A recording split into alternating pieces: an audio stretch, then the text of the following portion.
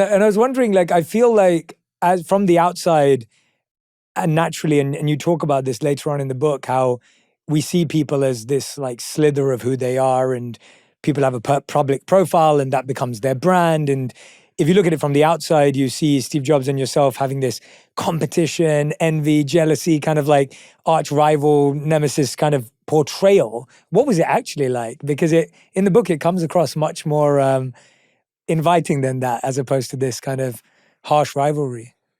Well, I had a fantastic relationship with Steve, Then later, as Steve has a kind of small group inside Apple doing the Macintosh, he invited Microsoft to write application software, a spreadsheet word processor for it. And so we actually had as many people as they did, and we worked very closely on that project. And he and I loved the fact that, that ended up being a key Apple product.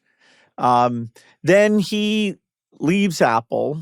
I talked to him about Next, but I never thought that computer would do that well, so he was disappointed. But then when he goes back, and it's unbelievable what a great job he did, because Apple went from being on the way to dying to being the world's most valuable company.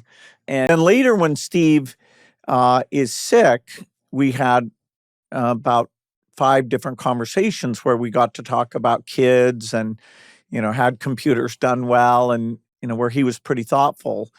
It's amazing to me that Steve, his skill set and mine, other than, madman, leader, drawing people in, but his taste in design and user interface, and even his intuition about people, he was just genius in a way you can't explain. So actually that allowed us to get along, because, what he was super good at, I was not good at. I envied those just incredible talents that he had.